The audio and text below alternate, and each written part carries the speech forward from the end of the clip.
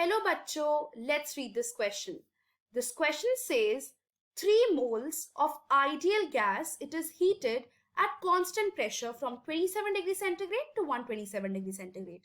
Calculate the work of expansion. So एक ideal gas है, इसका मतलब intermolecular force of attraction is 0.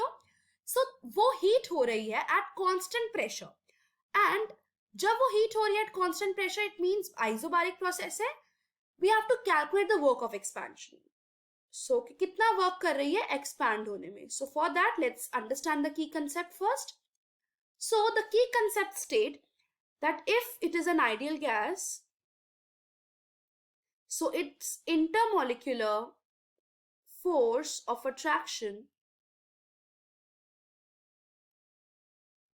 is 0. And अगर ये constant pressure पे हो रहा है,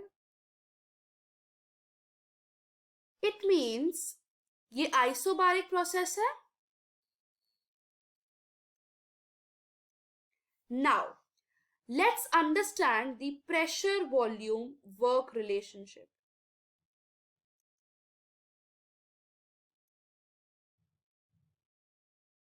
So for that, हम एक गैस सिलेंडर ले रहे हैं.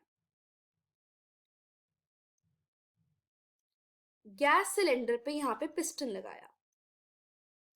सो अगर गैस एक्सपैंड कर रही है, यहां पे सारा गैस है और गैस अगर एक्सपैंड करेगी, सो जो पिस्टन है वो अपवर्ड मूव करेगा. सपोज पिस्टन ने कुछ डिस्टेंस मूव किया, so this will be d. So the piston has moved to distance d. जब वो डिस्टेंस डी पे मूव करेगा, हमको पता है वर्क का फॉर्मूला होता है फोर्स इनटू डिस्टेंस, बट हमको ये भी पता है कि फोर्स का फॉर्मूला होता है प्रेशर इनटू एरिया.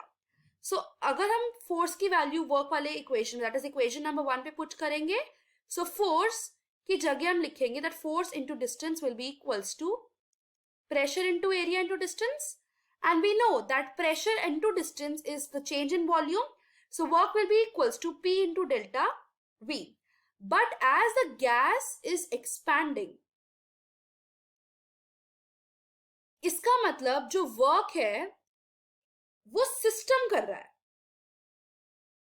एंड हमको पता है जब वर्क सिस्टम करता है तो साइन कन्वेंशन नेगेटिव आता है, अगर सिस्टम पे करा जाता है तो पॉजिटिव आता है. So work is minus P delta V. This is the formula for work. Now for ideal gas, as we know that for ideal gas हमें क्वेश्चन में ideal gas दिया हुआ है, so PV is equals to nRT. जब pressure constant है, number of moles constant है, R की value constant है, the variable will be volume and temperature. So हम PV की जगह nRT भी डाल सकते हैं, और as temperature is variable so हम nR डेल्टा T डालेंगे. सो वर्क का फॉर्मूला हो जाएगा माइनस nR डेल्टा T. हमें क्या क्या गिवन है, let's check it out. So we are given with the number of moles as 3. We know the value of R, that is 8.314 joule पर kelvin inverse mole inverse. T2 की value दे रखी है 127 degree centigrade. इसको kelvin में convert करेंगे.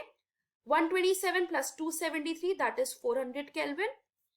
हमें T1 की value दे रखी है दैट इज 27 डिग्री सेंटीग्रेड.